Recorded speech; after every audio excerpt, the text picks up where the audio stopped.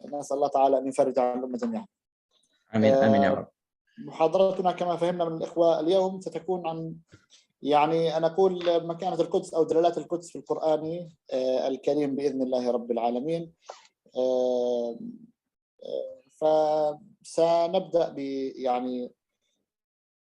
عرض باوربوينت إن شاء الله، ويعني كما أنا من الوقت حتى الترجمة، كم أتكلم كم تترجم؟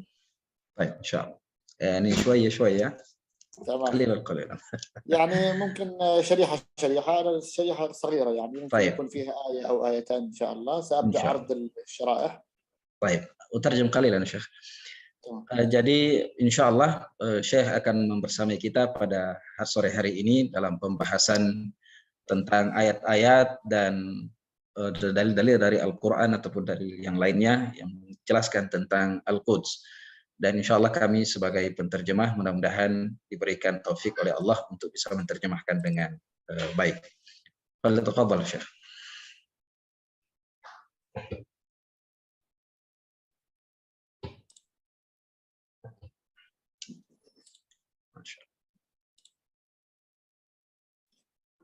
طيب، بسم الله الرحمن الرحيم، والصلاة والسلام على أشرف المرسلين سيدنا محمد وعلى آله وصحبه أجمعين.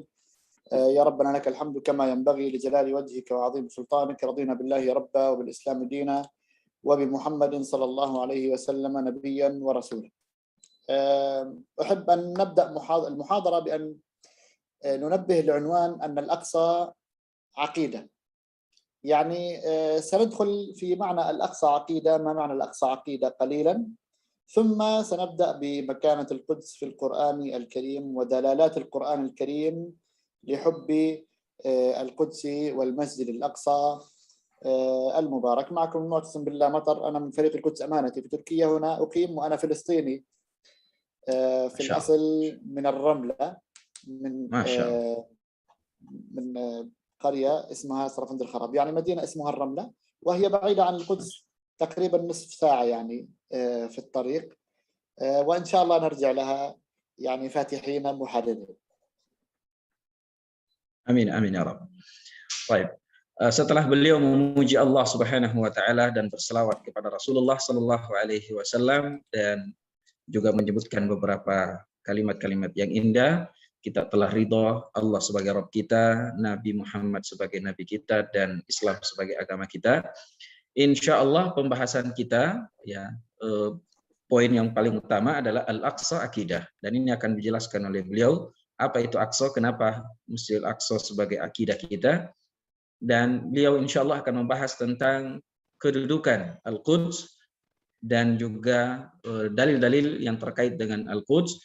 Dan beliau ternyata adalah asli Palestini, orang Palestina yang tinggal di Ramla, jarak dari Masjid Al-Quds kurang lebih setengah jam perjalanan.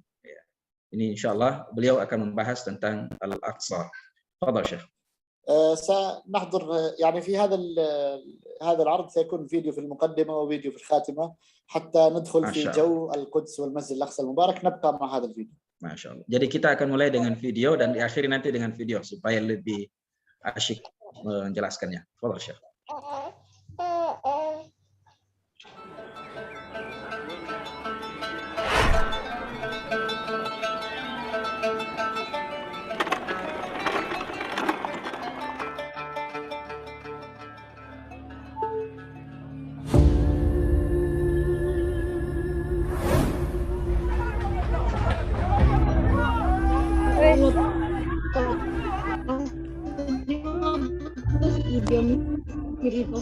Dua kejam kamu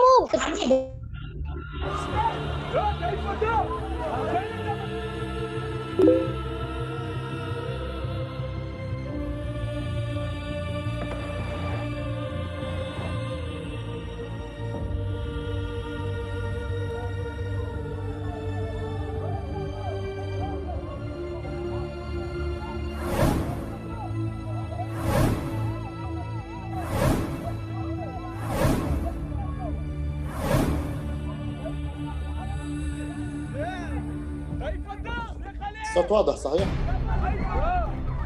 أيوه.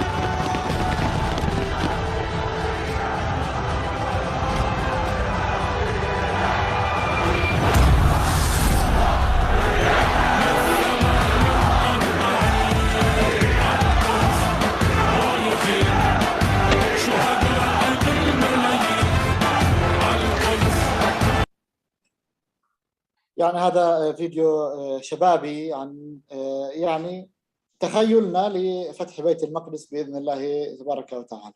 Insyaallah. Jadi video tadi setidaknya menjelaskan sedikit ya angan-angan kita untuk membebaskan Al-Quds dari penjajahan Zionis. Nah. الآن نرجع إلى محاضرتنا. نحن قلنا أن عنوان المحاضرة الأقصى عقيدة. ما معنى الأقصى وما معنى عقيدة؟ سنفصل هذا المعنى قليلا. ما هو الأقصى وما هي العقيدة؟ أخذتم في محاضرتين سابقتين عن الأقصى وتعريف الأقصى. الآن سنشرح قليلا ما هو الأقصى ثم سنشرح ما معنى عقيدة. Jadi pembahasan kita insya Allah akan kita kaji bersama tentang Al-Aqsa, apa itu Al-Aqsa dan apa itu akidah. Pada pembahasan yang lalu mungkin kita sudah pernah dengarkan definisi daripada Aqsa, maka di kesempatan kali ini kembali Syekh akan memberikan penjelasan tentang apa itu Al-Aqsa dan apa itu akidah. Tafadhal Syekh. يعني أنا سأسأل من خلالك أخي ما هو المسجد الأقصى وهم يجاوبون وتعطينا الإجابات سريعا يعني. ما هو المسجد Ada الأقصى؟ pertanyaan ya, pertanyaan dari Syekh, silakan dari para partisipan untuk menjawab. Apa itu Masjidil Aqsa? Ada yang bisa jawab? بكلمتين جواب ما هو المسجد الأقصى أو كيف نعرف المسجد الأقصى؟ Siapa yang bisa memberikan sedikit pengertian Masjidil Aqsa dengan dua kata, dua kalimat? Ada yang bisa?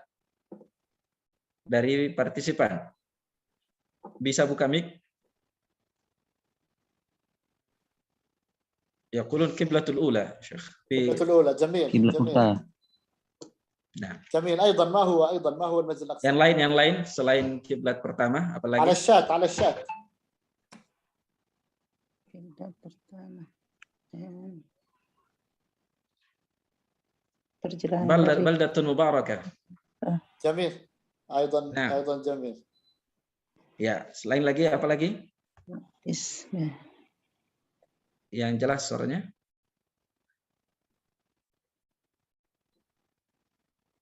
Unwan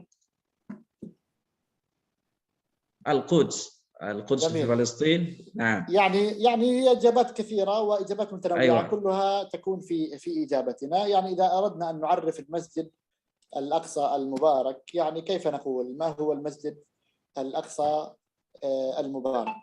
ننتقل. أي الصورتين هي المسجد الأقصى إذا أردنا؟ من يقول الصورة اليمين يعني الصورة القبة الذهبية المسجد الأقصى أم القبة الرمادية؟ اسألهم. Ya, sekarang ada dua foto di depan kita ini. Kira-kira Masjid Al-Aqsa itu yang mana? Apakah yang di kiri atau yang di kanan? Yang abu-abu atau yang kuning? Coba masing-masing memberikan tanggapan. Yaquluna as-sakhra. Wa ba'dhum qala kilahuma Al-Aqsa. Yang kuning. الأصفر الصفراء. البعض قال الأصفر والبعض قال الرمادية. جميل. لا يعني بعضهم قال كلاهما يعني كلاهما. جميل. هذا الذي يقول كلاهما هو يعني يعرف ما هو المسجد الأقصى المبارك. المسجد الأقصى المبارك هو هذه الصورتين في المسجد الأقصى المبارك. لا نقول هما المسجد الأقصى المبارك، هما موجودات في المسجد الأقصى المبارك.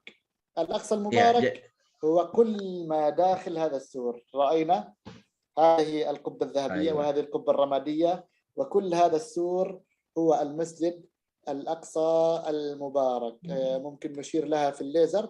هو كل هذا السور هذا كله المسجد الأقصى المبارك.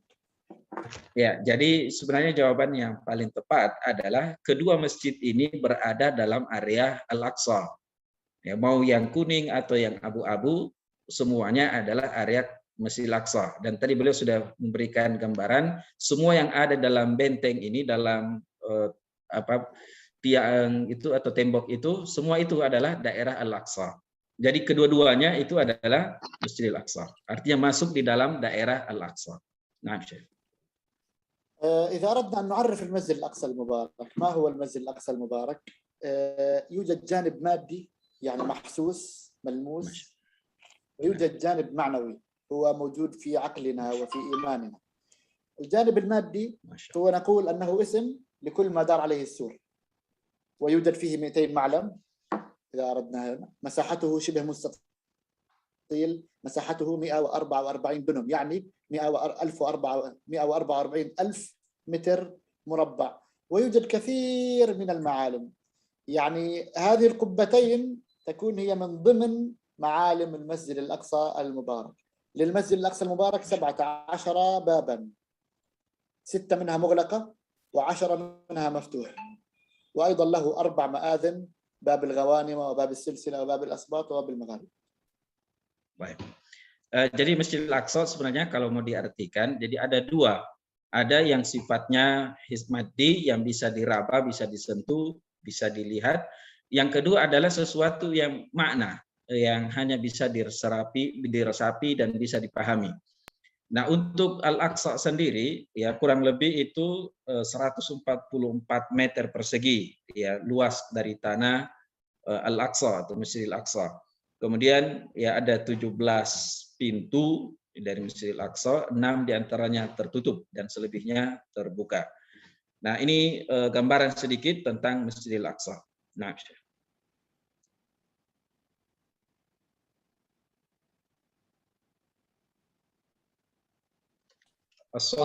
هذا قلنا أنه الجانب المادي، الجانب المحسوس الذي نراه ونلمسه بأعيننا في المسجد الأقصى المبارك. أيضا يوجد جانب معنوي في المسجد الأقصى المبارك. هذا الجانب المادي الذي قلنا عنه أن المسجد الأقصى هو كل ما دار عليه السور. نرى هنا. Jadi yang kita jelaskan tadi itu semuanya dari sisi maddi atau sesuatu yang bisa dilihat dan bisa dirasa. Nah, semua yang ada dalam gambar kuning inilah sebenarnya Al-Aqsa, termasuk 2 masjid, 2 kubah tadi, yang kuning ataupun yang abu-abu. Semua ini adalah dari sisi makna Al-Aqsa secara maddi, secara yang bisa dilihat dan bisa dirasakan. Nah, Syekh.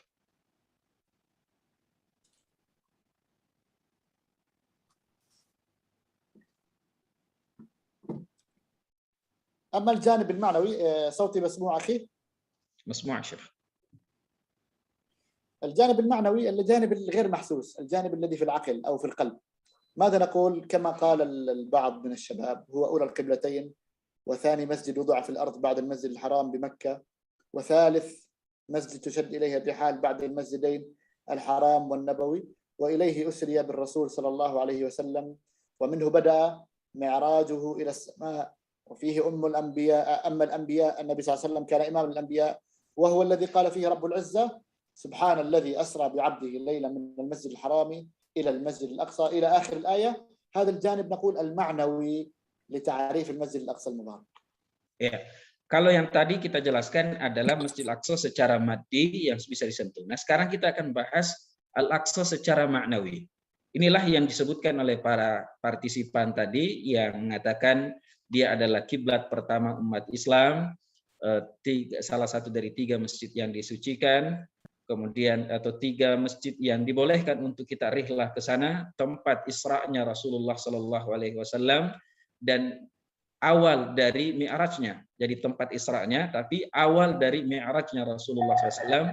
Di tempat itulah Rasulullah SAW pernah mengimami para seluruh nabi, dan di tempat itulah yang Allah Subhanahu wa taala sebutkan dalam ayat pertama dari surah Al-Isra, Subhanalladzi asra bi'abdihi lailan minal masjidil harami ilal masjidil aqsa. Naam. هذا إذا قلنا أنه الجانب المعنوي للمسجد الأقصى المبارك. ما هي عقيدة المسجد الأقصى المبارك؟ إذا أردنا نقول عقيدة، ما معناها القوة والثبات والشدة. عقيدة نقول عقدنا الحبل أي ربطناه مع بعضه، هذه هي العقيدة، القوة والثبات والشدة. Ya, tadi adalah penjelasan tentang makna Al-Aqsa secara maknawi. Nah, sekarang kita akan bahas tentang Al-Aqidah. Ya, karena tadi di judul kita adalah Aqsa sebagai akidah kita. Apa makna akidah? Secara bahasa akidah itu adalah artinya sesuatu yang diikat dengan kuat dan teguh, ya, dan berpegang teguh dan tidak mudah lepas. Itulah kira-kira makna dari akidah secara bahasa. Al-quwah adalah kekuatan, al-thabat adalah keteguhan, asyiddah juga kekuatan, wa tamasuk berpegang teguh. Jadi ini makna dari al-quwah atau al-aqidah. Nah, إذا أردنا أن يعني نرى الحبل، الطريقة الوحيدة للمحافظة على العقدة إذا ربطنا الحبل، الطريقة الوحيدة للمحافظة على العقدة ما هي؟ nah kalau kita jadi ada pertanyaan dari Syekh.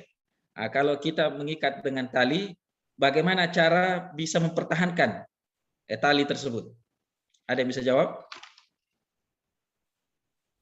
Bagaimana cara mempertahankan tali yang kita pegang itu supaya tidak lepas?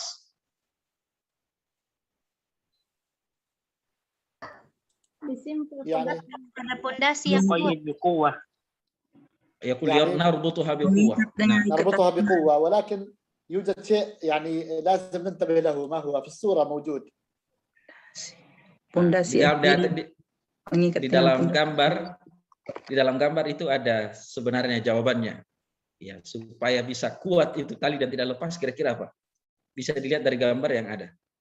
Kita pegang kuat-kuat. Pegang dengan kuat-kuat. تماسك بالقوة شيخ مع تمام، يعني إذا هي لازم القوة، يعني أكيد لازم القوة، لكن إذا أردنا أن تبقى هذه العقدة قوية ومعقودة لابد أن يكون يوجد من الجانبين شد، يعني واحد يشد من هنا وواحد يشد من هنا، نمسك الحبل ونبقى نشده حتى لا تنفك هذه العقدة. فإذا أردنا أن نشبه الأقصى هكذا، الأقصى لابد أن يكون هو عقيدة في داخلنا، هو عقيدة نحافظ عليها في قلوبنا، فإذا أردنا أن تبقى هنا لابد أن يكون لها جانبان نشدهما. Baik. Nah, kalau dilihat dari gambar, maka tentu ada dua sisi yang kita saling menarik ya supaya dia kuat ya dan tidak kendor dan tidak lepas. Maka harus dipegang dengan kuat dari segala sisi, dari dua sisi ini, dari sisi kanan dan dari sisi kiri. Nah, kalau dikaitkan dengan akidah kita terhadap Masjidil Aqsa, artinya kita dimanapun berada harus punya keterikatan dengan Aqsa dan kita ada ikatan yang kuat. Inilah dia dimaknai dengan akidah, karena kita terikat dan kecenderungan hati kita dengan Al-Aqsa itu sangat kuat dan tidak boleh dilepaskan. Nah, طيب يعني نقول ما هي الأشياء التي يعني ممكن نقول ما هي الركنين اللذان سيحفظان المسجد الأقصى كعقيدة، يعني كيف سنحافظ على المسجد الأقصى؟ قلنا لابد أن يكون هناك طرفين، صحيح؟ ما هي هذه الأطراف؟ هذا الطرف ماذا وهذا الطرف ماذا؟ Ya, tadi kita telah menggambarkan ya akidah itu, ikatan itu adalah sesuatu yang kuat apabila ditarik dan dipegang dari dua sisi. Nah, sekarang untuk akidah kita dengan Masjidil Aqsa, kira-kira apa dua sisi tersebut, sisi kanan, sisi kiri yang tadi digambarkan itu, ya, dua sisi yang yang saling menguatkan tadi. Nah, يعني إذا بحثنا مع بعضنا نجد أن العقيدة التي نبحث عنها هي عقيدة إسلامنا، وهي مبنية على ركنين أساسيين، ما هما؟ القرآن الكريم والسنة النبوية. هذه هي الأجزاء التي تحافظ على العقيدة، عقيدة المسجد الأقصى المبارك متماسكة وفي قلوبنا.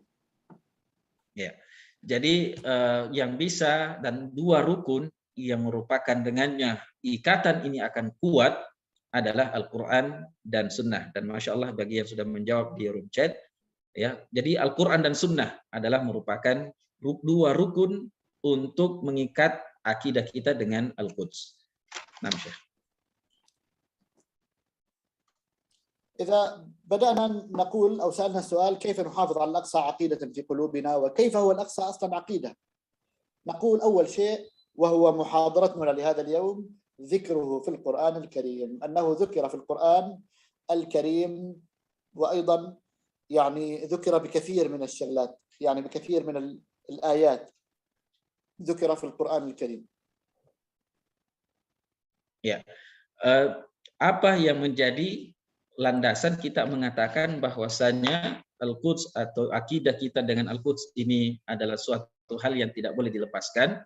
Tentu yang pertama adalah Al-Quds atau Al-Aqsa ini sering disebutkan dalam Al-Quran. Dalam banyak ayat, banyak menjelaskan tentang Masjidil Aqsa. Nah, نقول في القرآن الكريم هو كان يوجد نمط ذكري، يعني طريقة القرآن ذكر فيها المسجد الأقصى المبارك، إما ذكره بشكل واضح فذكر قال المسجد الأقصى، أو ذكره بالبركة، أو ذكره بأنه أرض الصالحين. يعني يوجد عدة أشكال ذكر فيها القرآن الكريم المسجد الأقصى المبارك. Al-Quran ketika menyebutkan tentang Al-Aqsa ada beberapa cara atau beberapa gaya bahasa yang digunakan di dalam Al-Quran untuk menyebutkan atau yang dimaksudkan adalah Al-Aqsa. Terkadang dengan namanya langsung, ya seperti dalam ayat yang kita bacakan dalam surah Al-Isra tadi, Masjidil Aqsa. Terkadang juga dengan makna bumi yang diberkahi. Dan yang dimaksud dengan bumi yang diberkahi di sini adalah Al-Aqsa. Dan terkadang maksudnya adalah Ardhus Salihin, bumi tempatnya orang-orang soleh, dan beberapa makna-makna yang lainnya. Sehingga dalam Al-Quran penyebutan tentang Al-Aqsa itu banyak, walaupun berbeda-beda gaya bahasanya, ada yang dengan penyebutannya secara langsung, ada juga dengan kinayat tertentu. Nah, إذا ذكرناها، إذا بدأنا بذكرها الآن نقول أنه يعني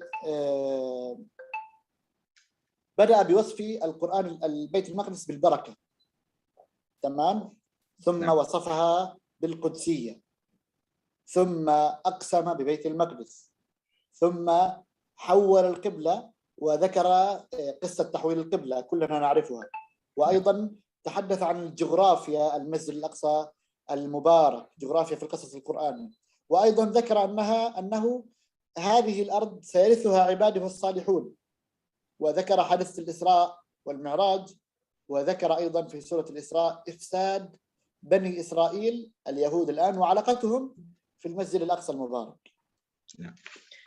Jadi dalam Al-Quran penyebutan tentang Al-Aqsa ini dalam beberapa hal. Yang pertama adalah Al-Barakah, ya, adanya keberkahan di tempat tersebut, ya sebagaimana di awal surah Al-Isra. Dan juga yang kedua adalah selain dia berberkah, dia juga adalah suci. Maka disebut dengan Al-Quds. Dia adalah tempat yang suci. Kemudian juga dia tempat di mana Allah Subhanahu wa taala memerintahkan kaum muslimin memalingkan atau merupakan kiblat pertama, dan telah kita ketahui bagaimana kisah tentang peralihan kiblat dari Masjidil Aqsa ke Masjidil Haram. Dan juga dari segi geografia disebutkan dalam surah Al-Isra atau surah yang membahas tentang Al-Aqsa ini. Dan di akhir beliau mengatakan juga bumi ini atau tempat itu akan diwarisi oleh hamba-hamba Allah Subhanahu wa taala yang saleh, dan insyaallah ini akan terjadi. Nah,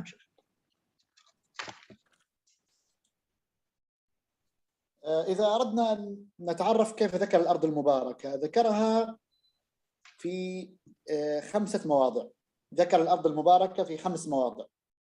ذكرها في سورة الإسراء مرة، وذكرها في سورة الأعراف مرة، وذكرها في سورة سبأ مرة، وذكرها في سورة الأنبياء مرتين. الآن سنتعرف لها. Jadi kalimat yang pertama adalah Al-Ardul Mubarakah, bahwasanya bumi Palestina adalah bumi yang diberkahi. Di dalam Al-Quran disebutkan dalam 5 tempat, ya, atau 5 kali disebutkan bahwasanya tempat itu penuh dengan berkah. Yang pertama dalam surah Al-A'raf, dan juga dalam surah Al-Isra, dan juga dalam surah Saba, dan 2 kali dalam surah Al-Anbiya. Di 5 tempat ini Allah menyebut Palestina atau Al-Aqsa adalah Ardul Mubarakah, adalah bumi yang dipenuhi dengan keberkahan. Nah, نبدأ بالآيات. الآية الأولى في سورة الأنبياء قال تعالى: ونجيناه ولوطا إلى الأرض التي باركنا فيها للعالمين. هذه الأرض المباركة، أين رب العالمين نجى لوطا؟ إلى أرض فلسطين، فذكرها الأرض المبارك. ونجينا لوطا، نجيناه ولوطا، من هو؟ نجي سيدنا إبراهيم، ونجيناه ولوطا إلى الأرض التي باركنا فيها للعالمين. هذه الآية الأولى.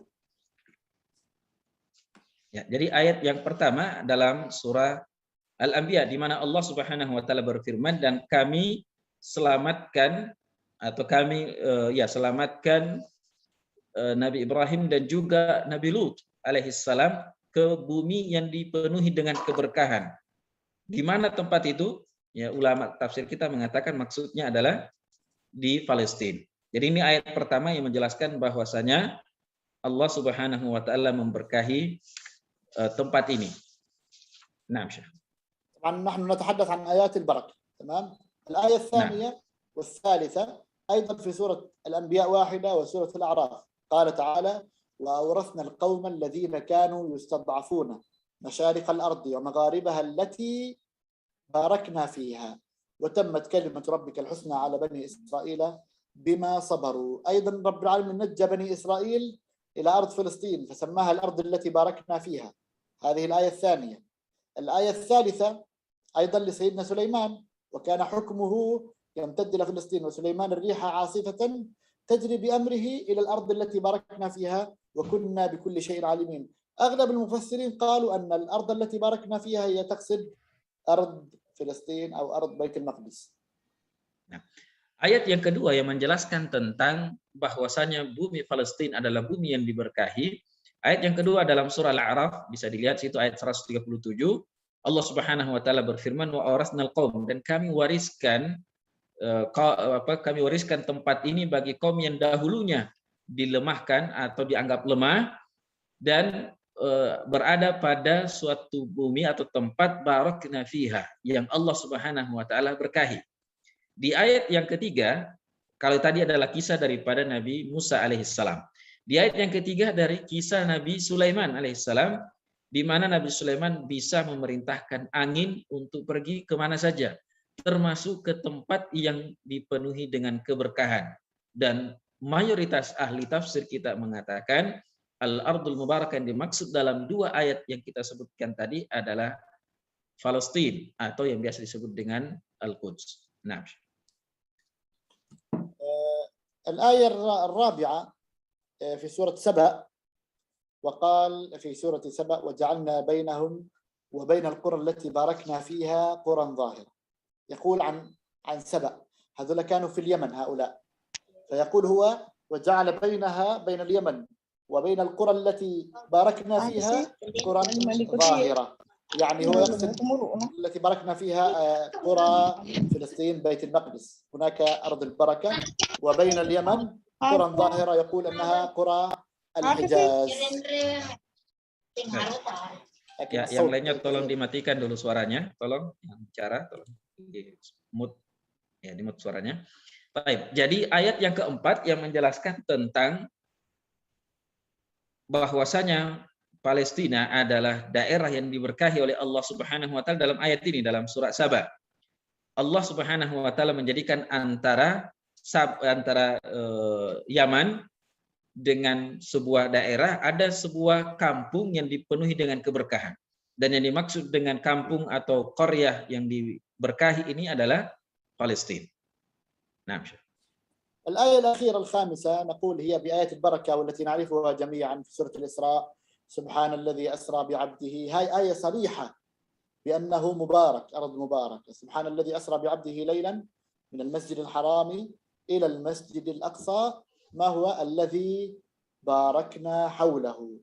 هنا ذكر تصريحا بأن المسجد الأقصى هو أرض مباركة ما حولها لنريه من آياتنا إنه هو السميع البصير. Baik. Ayat yang kelima yang menjelaskan bahwasanya Palestina atau Masjid Al-Aqsa, daerah Al-Aqsa adalah masjid yang diberkahi adalah ayat yang sangat jelas yang disebut dengan ayat mubarakah. Ayat yang sangat jelas menyebutkan bahwasanya Masjidil Aqsa itu diberkahi oleh Allah Subhanahu wa taala. Bisa kita lihat terjemahan dari ayat pertama dari surah Al-Isra ini adalah Maha suci Allah Subhanahu wa taala yang telah memperjalankan hambanya di suatu malam dari Masjidil Haram ke Masjidil Aqsa yang diberkahi. Jadi Masjidil Aqsa dan Masjidil Haram atau daerah keduanya diberkahi dan daerah sekitarnya untuk kami perlihatkan kepada mereka tanda-tanda kebesaran kami. Jadi ayat yang kelima ini sangat jelas. Kalau sebelumnya itu tidak disebutkan Masjidil Aqsa, maka di ayat kelima ini dengan jelas, maka beliau mengatakan sharih, ya jelas tidak ada lagi keraguan bahwasanya Masjidil Aqsa adalah masjid atau tempat yang diberkahi oleh Allah Azza wa Jalla. Nah. أما الوصف بالقدسية قلنا أنه وصف بالبركة ثم انتقل إلى القدسية أنه أرض مقدسة. تمام. فذكر في سورة المائدة إذ قال موسى لقومه يا قوم ادخلوا الأرض المقدسة. وفي التفسير ومعروف في القصة أن الأرض المقدسة هي أرض فلسطين، أرض بيت المقدس التي كان فيها يعني العمالقة كما يقولون، أو القوم الجبارين. ادخلوا الأرض المقدسة التي كتب الله لكم ولا ترتدوا على أدباركم فتنقلبوا خاسرين. المعني في هذه الآية أن الأرض المقدسة هي أرض بيت المقدس، الأرض المقدسة. Yang kedua di antara sifat daripada Masjidil Aqsa tadi, yang pertama adalah berkah, yang kedua adalah Al-Quds, suci. Dia adalah kota yang disucikan oleh Allah Subhanahu wa taala. Sebagaimana dalam ayat yang dibacakan oleh Syekh, wa idz qala Musa liqaumihi, ingatlah ketika Nabi Musa alaihissalam berkata kepada para kaumnya atau menyuruh kaumnya untuk memasuki sebuah tempat yang disucikan oleh Allah Subhanahu wa taala. Dan kita semua tahu kisah tentang Nabi Musa ini dan tempat dan atau bumi yang mana yang dimaksud dalam kisah tersebut, yaitu Palestina. Maka ini merupakan bisyarah atau berita dari Allah bahwasanya Palestina atau Al-Aqsa adalah daerah yang suci. Nah, نقول دلالات الوصف القدسية أيضا من الدلالات. قال في الآية التي بعدها لما لم يقبلوا أن يدخلوا الأرض المقدسة، ماذا قال الله لنبيه موسى؟ قال فإنها محرمة عليهم 40 سنة. أيضا المفسرين على هذه بأقوال، وأيضا الوقف له أشكال، فممكن نقف في الآية قال فإنها محرمة عليهم إلى أبد الآبدين، ثم قال 40 سنة يتيهون في الأرض فلا تأس على القوم الفاسقين، أو قال فإنها محرمة عليهم 40 سنة يتيهون في الأرض فلا تأس على القوم الفاسقين.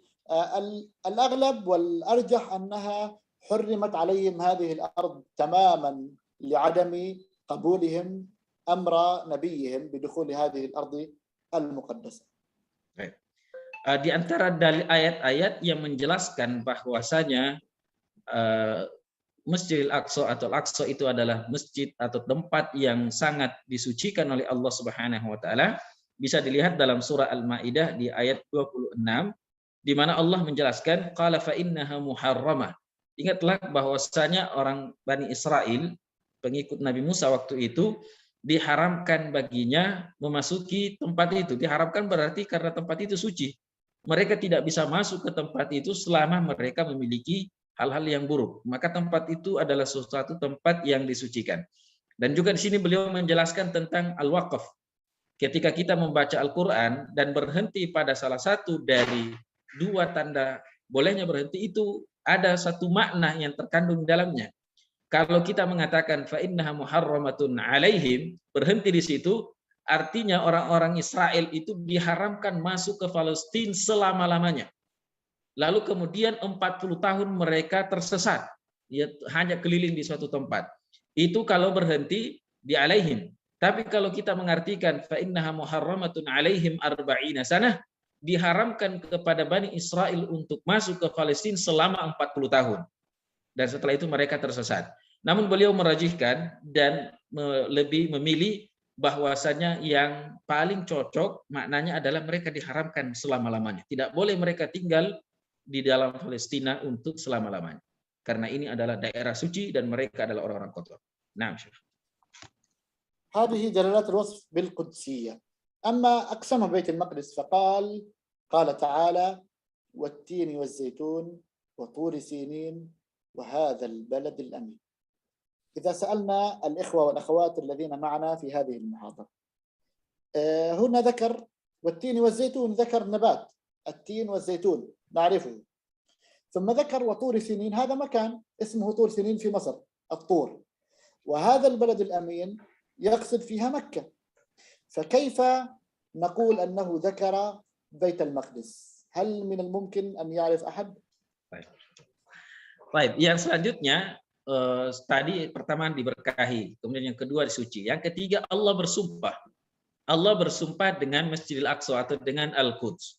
Ayat yang beliau angkat dalam surah At-Tin yang sudah kita hafal semua, wat-tini waz-zaitun wa turi sinin wa hadzal baladil amin.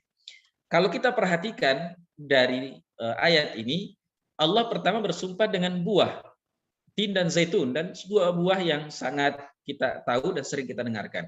Yang kedua, wa Turi Sinin adalah sebuah tempat atau bukit yang ada di Mesir. Dan wa hadzal baladil amin ini ada di Mekkah. Ya, jadi Allah Subhanahu wa taala bersumpah dengan ini. Nah, sekarang pertanyaan dari Syekh, mudah-mudahan ada dari partisipan bisa menjawab. Di mana posisi Masjidil Aqsa atau Palestina disebutkan dalam ayat ini? Di mana tanda bahwasanya Allah bersumpah dengan Masjidil Aqsa atau Baitul Maqdis, padahal tidak ada kalimat itu dalam ayat ini. Ada yang bisa jawab? Wazaitun. Wazaitun. Kalau wahid يعني في كلمة الزيتون يا شيخ. أين بيت المقدس في الزيتون؟ يوجد زيتون في إندونيسيا يوجد زيتون صح؟ Di Indonesia ada zaitun. Kita juga punya Ustadz Zaitun. Waturi Sinin. Waturi Sinin. Ada yang bisa jelaskan sedikit kenapa? Waturi Sinin di Mesir. Waturi Sinin itu di Mesir, ya tidak mungkin itu. Jadi kemungkinannya di tin dan zaitun. Tapi apa? Ya apa hubungannya antara Palestina atau Baitul Maqdis dengan buah tin dan zaitun? يقول واحد في روم chat شيخ لأن الزيتون أكثر ما ينبت في فلسطين.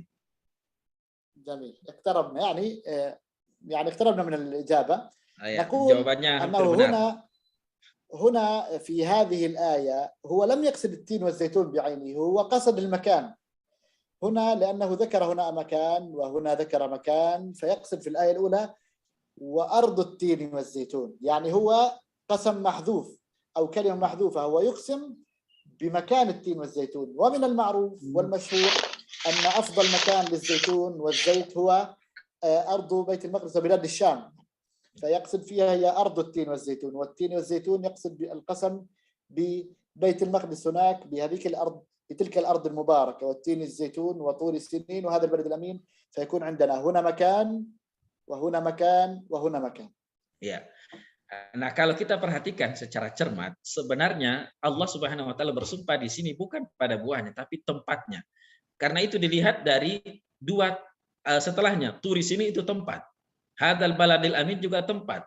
Jadi otomatis yang pertama itu tin dan zaitun bukan buahnya, tetapi tempat di mana buah tin dan zaitun itu tumbuh.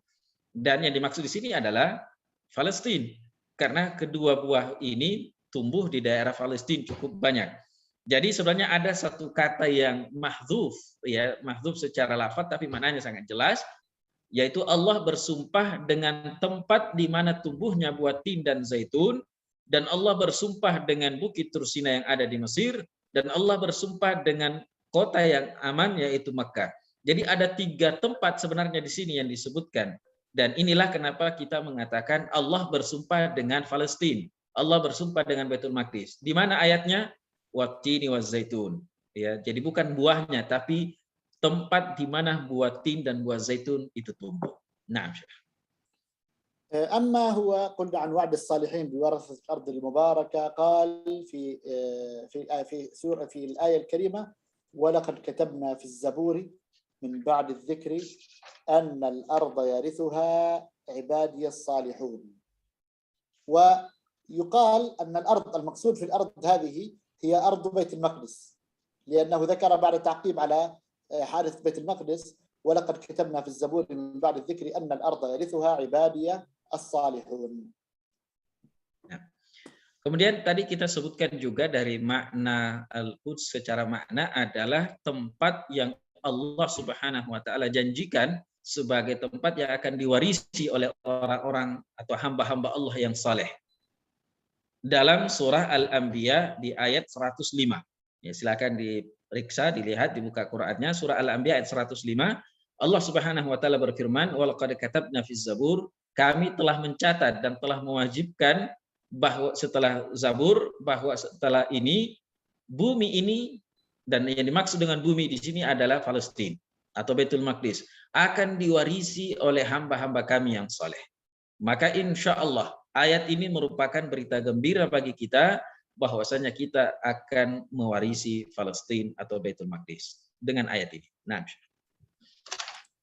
هذه ورثة الأرض عباده الصالحون. وأيضا استقبالهم بيت المقدس قبلة في صلاتهم. سيقول السفهاء من الناس: ما ولاهم عن قبلتهم التي كانوا عليها. أول شيء هناك يعني أمرين.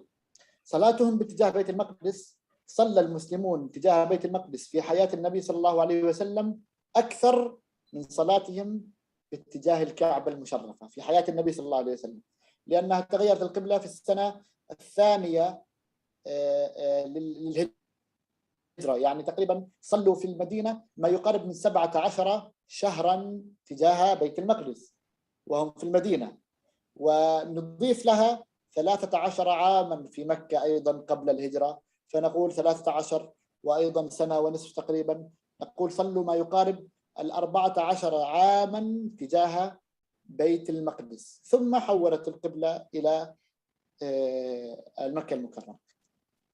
Nah, kemudian yang kedua adalah merupakan kiblat pertama umat Islam di dalam sholat mereka, dan juga merupakan ya kiblat pertama. Dan kalau kita melihat sejarah, kalau melihat angka-angka, maka cukup lama Rasulullah SAW dan para sahabatnya itu sholat menghadap Baitul Maqdis. Ya, coba bisa dibayangkan, kita ketahui dalam sejarah bahwasanya pergantian atau peralihan kiblat dari Baitul Maqdis ke Masjidil Haram itu di tahun kedua Hijriah, kurang lebih 17 bulan. Ya, 17 bulan Rasulullah SAW di Madinah setelah hijrah itu menghadap ke arah Baitul Maqdis sholatnya. Nanti setelah itu, setelah 1 tahun lebih, 1 tahun setengah atau 17 bulan, baru menghadap ke Baitul Haram. Nah, sebelumnya saat beliau di Makkah, ya, 13 tahun beliau di Makkah, sholatnya menghadap ke Baitul Maqdis. Ya, walaupun posisinya tambahan dari saya, walaupun posisinya ya Ka'bah baru Baitul Maqdis, tapi tetap menghadap ke arah Baitul Maqdis. Jadi kalau digabung antara 13 tahun di Makkah ditambah 17 bulan di Madinah, maka Rasulullah SAW itu sholat menghadap kiblat pertama kita, menghadap ke Baitul Maqdis kurang lebih 14 tahun lebih. Ya, 14 tahun sekian bulan. Dan ini waktu yang cukup lama. Ya, Rasulullah SAW dan para sahabatnya sholat menghadap kiblat Baitul Maqdis. Nah, الآن نريد أن نسأل أيضا سؤال لابد أن نفكر فيه. رب العالمين قال في كتابه: فلنولينك قبلة ترضاها. هو قال لسيدنا محمد صلى الله عليه وسلم: فلنولينك قبلة ترضاها. ما هو المقصود من هذه الآية بخصوص بيت المقدس؟ يعني لماذا رب العالمين قال له فلنولينك قبلة ترضاها، لم يقل فلنولينك قبلة نرضاها؟ لماذا قال ترضاها؟ ما هو المقصود؟ Nah, sekarang ini ada pertanyaan dari saya, ada kuis lagi dari Syekh ini. Kalau kita lihat dalam surah Al-Baqarah di juz 2 lembaran pertama itu ya, falanwalliyannaka qiblatan tardhaha. Wahai Muhammad, karena engkau telah membolak-balikkan wajahmu ke langit untuk masalah kiblat ini, maka Allah Subhanahu wa taala mengatakan kami akan palingkan atau kami akan mengalihkan arah salat kalian menghadap arah yang kalian atau yang engkau ridhoi. Nah, pertanyaannya, kenapa di sini menggunakan kalimat tardhaha? Kenapa menggunakan kalimat kiblat yang engkau ridhoi wahai Muhammad, bukan kalimat yang kami ridhoi? Karena ini kan Allah. Ya. Ada yang bisa jawab ini? Ada soal di... Nah, ya silakan kalau ada yang bisa jawab. Insya Allah karena Nabi Muhammad orang yang mulia. كل واحد هل يتشبه مع اليهودي وأيضا قال نعم هو النبي صلى الله عليه وسلم هو يريد تحويل القبلة لعدة أمور، منها أنه يحب مكة المكرمة، منها أنه لا يريد التشبه باليهود، لكن رب العالمين ماذا قال؟ قبلة ترضاها أنت يا محمد. نعم. كيف نفهم؟ ماذا نفهم من هذا؟ Ya, apa yang bisa dipahami? Ya, memang betul itu. Rasulullah itu sangat cinta dengan Makkah, tidak mau tasyabuh dengan orang Yahudi. Tapi kenapa dalam ayat ini Allah mengatakan kami akan memalingkan wajahmu ketika dalam sholat itu menghadap ke kiblat yang engkau ridhoi? Kenapa menggunakan kata itu? Seolah-olah kiblat ini hanya Muhammad yang ridho. Nah. Yaqulu li'anna Rasul sallallahu alaihi wasallam wulida fi Makkah wa hubbuhu li Makkah akthar wa ghairi dzalik. تمام. يعني نفهم من هذه الآية شيء آخر، أن رب العالمين هو مع أنه يحب النبي صلى الله عليه وسلم واستجاب لطلبه ولحبه أنه حول القبلة إلى المسجد الأقصى المبارك، إلا أنه قال يعني نفهم من معنى هذه الآية فلنولينك قبلة ترضاها يا محمد، مع رضانا أن يكون القبلة إلى بيت المقدس. نفهم من هذه الآية هكذا، لكن لم يذكر في الآية هكذا. لكن فلنولينك قبلة ترضاها يا محمد، مع عدم نسياننا أو لم ننسى بيت المقدس، ولم نقل أن بيت المقدس هو أقل قدسية من مكة. Masya Allah, Masya Allah. Nah, jadi sebenarnya yang pertanyaannya Syekh tadi mungkin sebagian belum paham maksudnya Syekh ya. Jadi maksudnya Syekh itu kenapa sampai kalimat itu muncul ya, kalimat kiblat yang engkau ridhoi.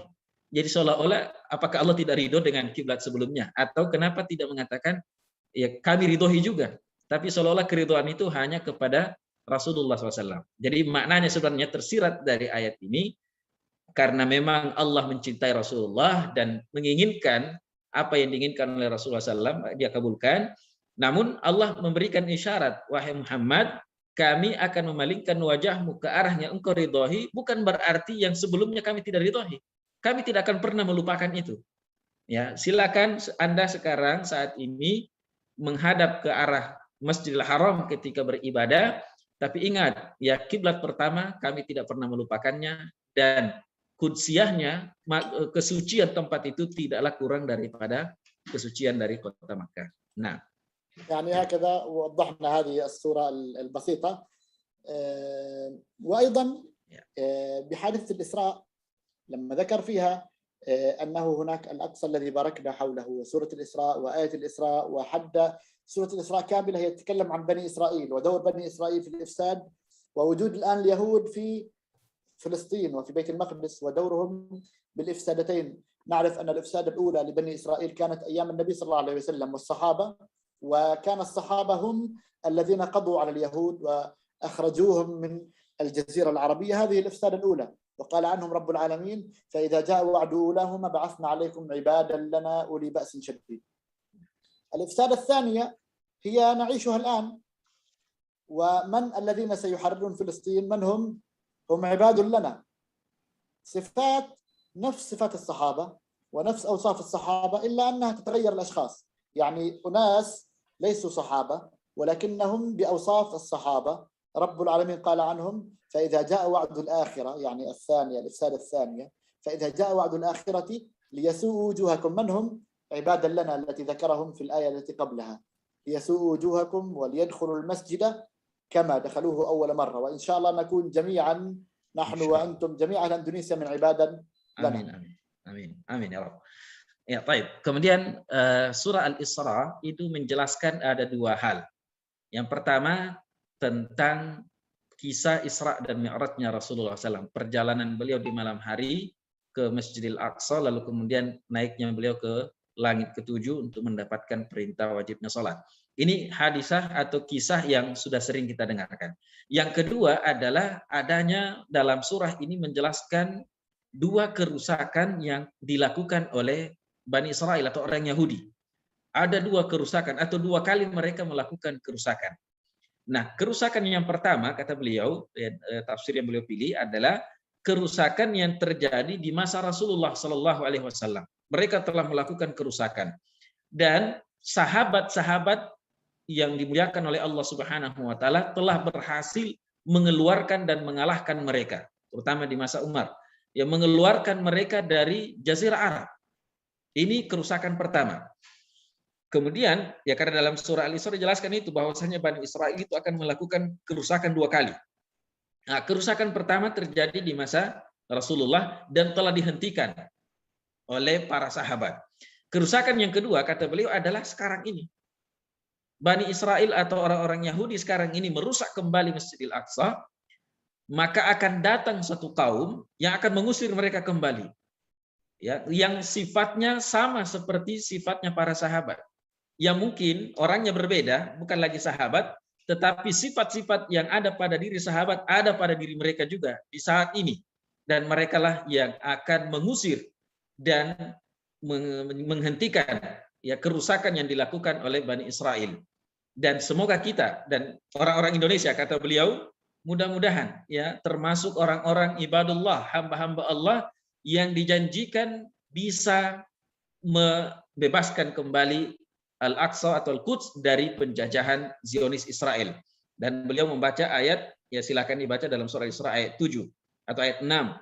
Ya, dan seterusnya ayat 6 ayat 7 terkait dengan cerita ini, liyasu'u wujuha fa idza jaa wa'dul akhirati liyasu'u wujuhakum. Ketika janji yang kedua itu tiba, maka akan ada hamba-hamba Allah Subhanahu wa taala yang diutus untuk mengembalikan Masjidil Aqsa, dan kita insyaallah semuanya akan masuk kembali ke Masjidil Aqsa kama dakhaluhu awwala marrah, sebagaimana para sahabat dahulu memasuki Masjidil Aqsa dalam keadaan menang. Insyaallah. إذن هو في سورة الإسراء. إذن هي تنبني أو الوحدة الموضوعية لسورة الإسراء أو سورة الإسراء حتى نعيش معها، هي تعد أمة الإسراء على أرض الإسراء لمواجهة أعداء الإسراء. هذه هي سورة الإسراء، تعد هذه الأمة الذي يقرأ سورة الإسراء ويفهم معناها، هي تعد هذا الجيل، جيل عبادا لنا. أين تعده؟ ليكون على أرض الإسراء، على أرض بيت المقدس، حتى نواجه أعداء الإسراء وأعداء قرآن سورة الإسراء. Dari surah Al-Isra juga ini sebenarnya ada 3 hal yang sangat penting, yang sangat perlu untuk kita resapi bersama. Yang pertama, yang orang yang membaca dan meresapi makna dari surah Al-Isra, ini adalah surah untuk mengkader atau membentuk pribadi-pribadi umat yang disebut dengan umat pembela atau umat surah Al-Isra, ya, umatnya Rasulullah SAW. Di mana ini bisa terbentuk adalah ala ardil Isra, di bumi Palestina. Ya, umat ini akan bersatu dan akan menang ketika dia selalu memperhatikan Al-Isra limuwajahati a'da'il Isra, untuk melawan semua musuh-musuh yang ingin menghancurkan Al-Quds. Maka surah ini pada pembahasan pada 3 hal, yaitu membentuk generasi Quran surah Al-Isra di bumi Palestina untuk melawan semua musuh-musuh yang ingin menghancurkan Masjidil Aqsa. Nah, هذا بالنسبة للوحدة الموضوعية لسورة الإسراء، فهي ذكر فيها الفاتحة بسبحان الذي أسرى بعبده ليلا من المسجد الحرام، لأنه يبدأ الإعداد للنصر، ثم ينهي بآية يقول فيها وقل الحمد لله الذي لم يتخذ ولدا ولم يكن له شريك في الملك، يعني وكأنه يبدأ المعركة وينهيها بالحمد لله الذي لم يتخذ ولدا. وأيضا ذكر فيها رسالتين بني إسرائيل، المرة الأولى والمرة الثانية، وأيضا ذكر المسجدين فيها، المسجد الحرام والمسجد الأقصى، فهو ربط كل يعني تاريخ الإسلام وبداية الإسلام والأماكن المقدسة في الإسلام، وأيضا ذكر رب العالمين الأجمل سبحان الله والحمد لله، يعني كوحدة موضوعية لسورة الإسراء. Masya Allah, Masya Allah. Ya, kalau kembali kita ketika merenungi ayat ini, terkhusus satu surah ini secara utuh, maka kita akan mendapati seolah-olah memang pembahasan dalam hal ini adalah sesuatu perjalanan, ya, dalam kemenangan. Kalau kita lihat awal dari surah ini dimulai dengan Subhanallah, Subhanalladzi asra bi abdi, penyebutan tentang sebuah suci, hal yang suci atau Allah Maha Suci. Dan di akhir dari surah ini, di ayat 111, karena surah Al-Isra terdiri dengan 111, di ayat terakhir, Allah Subhanahu wa Ta'ala mulai dengan kata Qulil hamdulillah. Jadi subhanallah walhamdulillah. Ini 2 kata yang akan memulai, ya, kemenangan ini. Dan dalam surah ini dijelaskan juga 2 masjid, ya, Masjidil Haram dan Masjidil Aqsa. Subhanalladzi asra bi 'abdihi lailan minal masjidil harami ilal masjidil aqsa. 2 masjid yang disebutkan agar semua kita paham bahwasanya sejarah Islam itu tidak bisa dipisahkan. Kalau mau pelajari sejarah Islam dengan baik, Al-Aqsa dan Masjidil Haram adalah satu ikatan yang tidak bisa dipisahkan. Ketika Allah menyebutkannya secara bersamaan bergandengan, berarti seharusnya perhatian kita kepada Al-Aqsa sama perhatian kita dengan Masjidil Haram. Kemudian di pertengahan atau di sela-sela pembahasan ini ada disebutkan tentang kerusakan-kerusakan yang dilakukan oleh Zionis Israel. Tapi kalau kita lihat mulai dari Subhanalladzi asra, diawali dengan kata Maha Suci Allah, kemudian diakhiri dengan Alhamdulillah, wa qulil hamdulillah, artinya insya Allah kita akan menang. Kita kumpulkan tenaga, kita lawan semua penjajahan, dan pada akhirnya Alhamdulillah adalah kemenangan bagi umat Islam. Ya, silakan dilihat awal dan akhir dari surah ini dimulai dari subhanallah dan ditutup dengan alhamdulillah. Nah, وأيضا لا ننسى أن القدس الآن هي موطن الصراعات، فنرى أن الجميع متجه نحو القدس، نحو المسجد الأقصى المبارك لاحتلالها. وإذا رأينا في التاريخ الإسلامي، إذا كانت القدس، أو نقول أن القدس هي المقياس أو الميزان لعزة الأمة. إذا كانت القدس في حوزة الأمة الإسلامية والأمة الإسلامية حافظت على القدس، تكون الأمة الإسلامية في عزة. وإذا كانت القدس ليست مع الأمة الإسلامية أو مع الأعداء، يكون هؤلاء المسلمون أو هذه الأمة في ذل وصغار. ونرى الآن كيف الأمة الإسلامية يهاجمها كل الأعداء وهي ذليلة بين الأمم لأن القدس ليست معها. Masya Allah. Ya, jadi kemudian yang selanjutnya ternyata Al-Quds ini adalah mautun Israel, pusat perseteruan. Ya, pusat perseteruan sekarang itu adalah di Masjid Al-Aqsa. Semua mengarah pada Masjid Al-Aqsa. Ya, musuh-musuh Islam itu semua kekuatannya sekarang diarahkan ke Masjid Al-Aqsa. Karena ternyata ya kalau kita mempelajari sejarah dan ya kalau istilah kita kan jas merah ya, jangan lupakan sejarah. Nah, kalau ini kita melihat ternyata kejayaan umat Islam itu selalu terikat dengan Masjid Al-Aqsa. Kapan umat Islam itu selalu ingat dengan Masjid Al-Aqsa, selalu perhatian dengan Masjid Al-Aqsa, maka dia akan jaya. Tapi ketika mereka tidak lagi menjadikan Al-Aqsa sebagai bagian dari hidupnya, sebagai perhatian dari kehidupannya, maka dia akan menjadi umat yang lemah, umat yang tak dianggap. Maka kalau mau umat ini kembali kuat, maka kita harus perhatian dengan Al-Aqsa. Karena sekarang musuh-musuh kita semuanya berpusat perhatiannya kepada Al-Aqsa untuk menghancurkan. Karena kapan Al-Aqsa hancur, hancurlah umat Islam. Dia adalah tempat kejayaan umat Islam. Nah, maka beliau mengatakan kalau umat ini mau jaya, haruslah kita punya perhatian kepada Al-Aqsa. Kalau mau jaya, kalau kapan kita tidak lagi ada perhatian dengan Al-Aqsa, maka umat ini akan lemah. Nah. ونختم بهذه الصورة. إذا نظرنا إلى صورة الكعبة، هذه الصورة هي رسم هندسي للكعبة المشرفة، محيط الكعبة المشرف. وهذا الرسم الهندسي هو لمحيط المسجد الأقصى المبارك. المهندسين هنا أو من درس الهندسة يعرف ما معنى تطابق الزوايا. الزوايا هنا كلها متناظرة أو متطابقة، فالرسم الهندسي للمسجد الأقصى المبارك هو نفس الرسم الهندسي للمسجد الأقصى للكعبة المشرفة، إلا أن الحجم مختلف. هناك مساحته 144 ألف متر مربع والكعبة مساحتها أصغر، لكن الرسم الهندسي هو نفس الرسم طبق الأصل. فهذا يعني أن الذي بنى وصمم الكعبة المشرفة هو نفسه الذي بنى وصمم المسجد الأقصى المبارك. Masya Allah. Ya, di akhir dari pertemuan kita ini kita lihat di sini ada dua gambar yang dikarang atau yang dibuat ya oleh arsitek ya dalam hal ini. Dan kalau kita lihat ya dari sisi-sisi yang ada dan model-model yang ada dari setiap sudutnya sama persis antara Ka'bah atau ya di Ka'bah dengan Masjidil Aqsa. Ya segi kotak 4 itu ya sama persis. Ya, coba silakan diperhatikan ya, yang hitam itu yang agak di bold itu adalah Ka'bah, yang sebelah kiri itu adalah Masjidil Aqsa. Walaupun perbedaannya adalah ukurannya saja, tapi modelnya sama.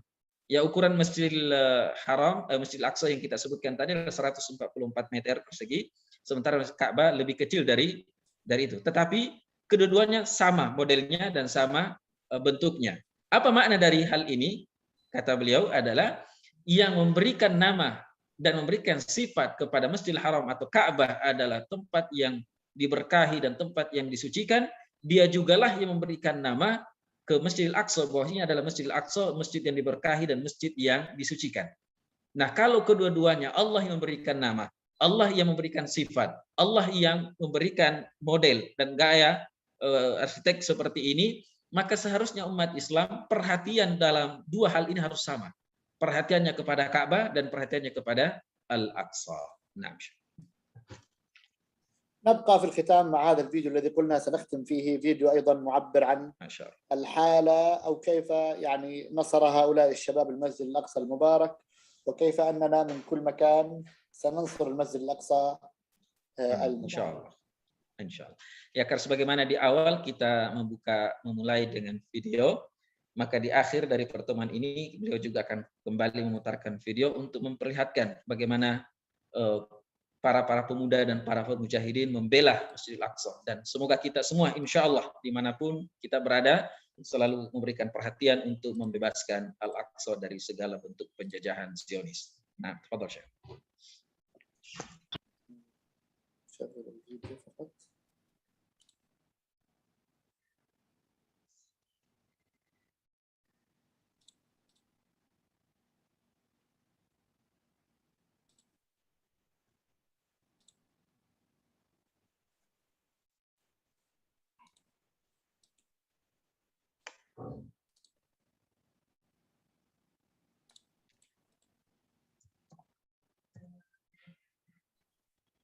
دقيقة واحدة فقط. تفضل شيخ. כן, מה האירוע?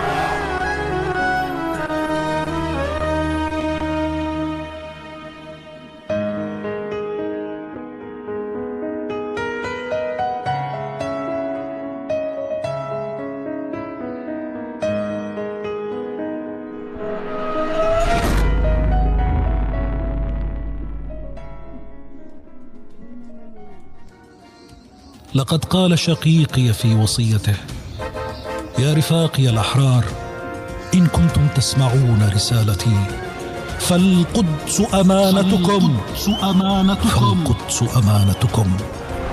من المغرب القدس أمانتي. من الكويت القدس أمانتي. من جمهورية العراق القدس أمانتي. من إيطاليا القدس أمانتي. من لبنان القدس أمانتي. من تونس الخضراء القدس أمانتي. من موريتانيا القدس أمانتي. من قطر القدس أمانتي. من فلسطين القدس أمانتي. من تشاد القدس أمانتي.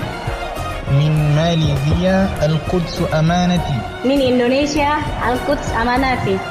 من الأردن القدس أمانتي.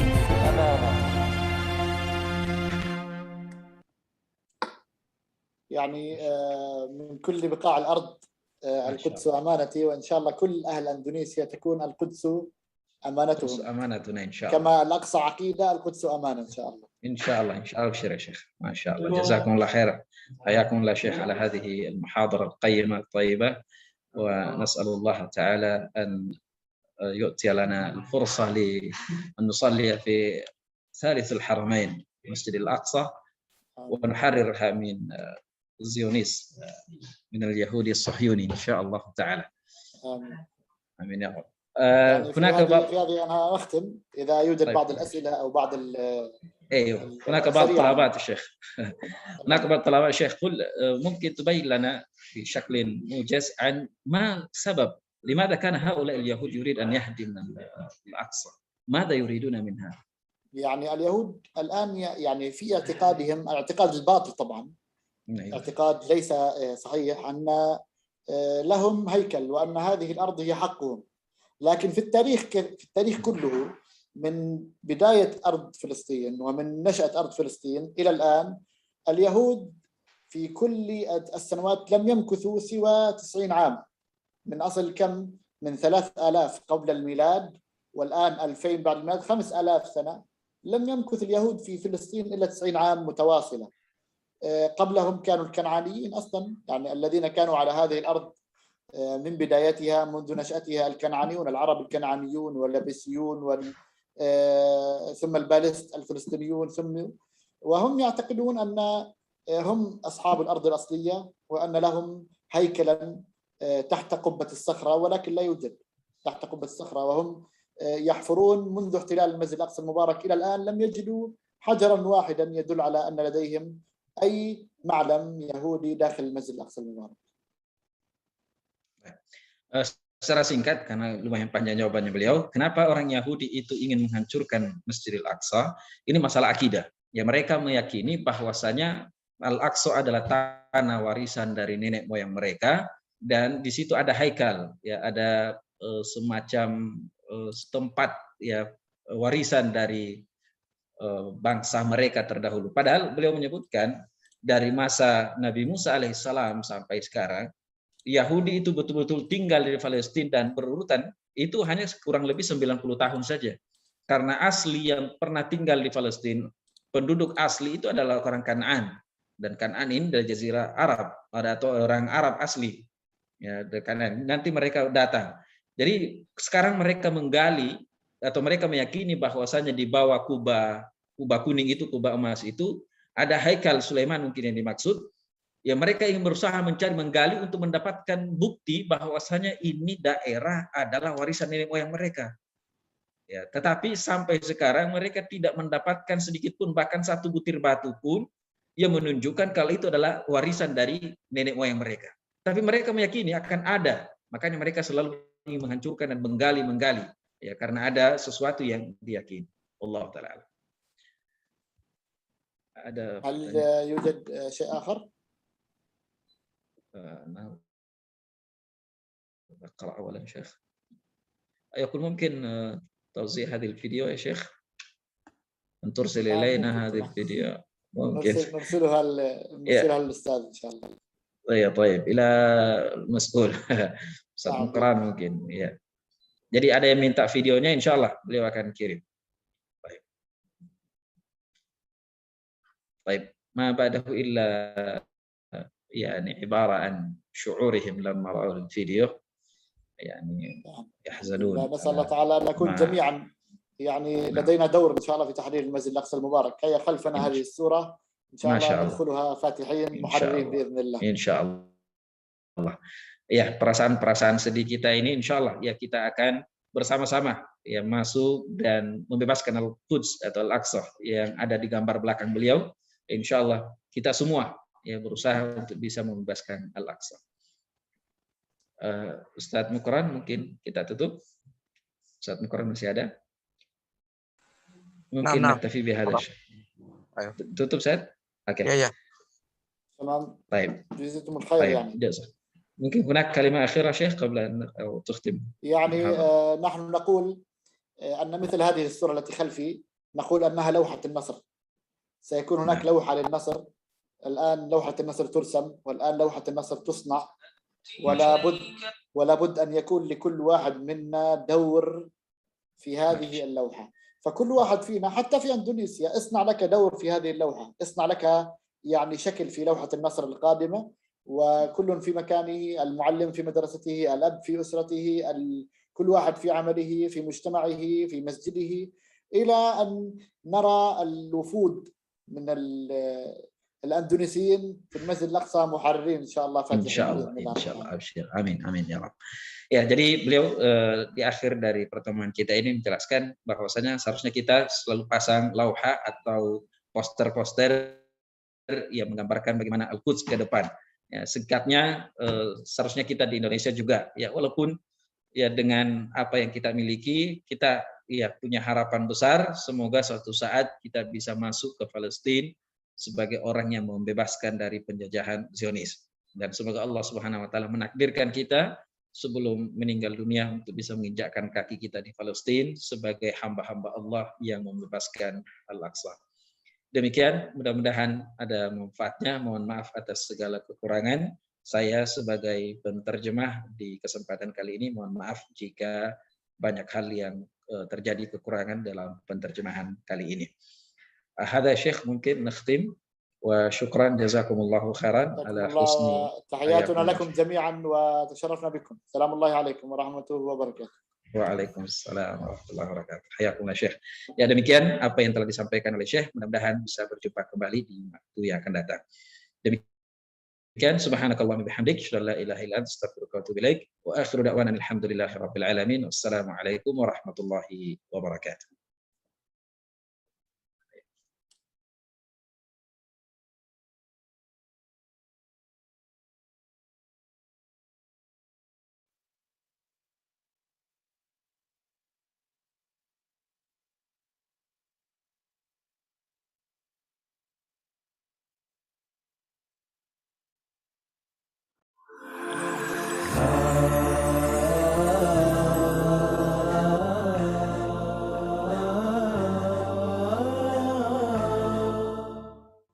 Wahdah Islamiyah resmi menyalurkan dana bantuan sosial untuk Palestina sebesar 1 miliar rupiah melalui Majelis Ulama Indonesia Pusat di kantor MUI Pusat, Jalan Proklamasi 51, Menteng, Jakarta Pusat, Selasa 15 Juni 2021. Donasi Wahdah Islamiyah untuk Palestina ini disalurkan langsung melalui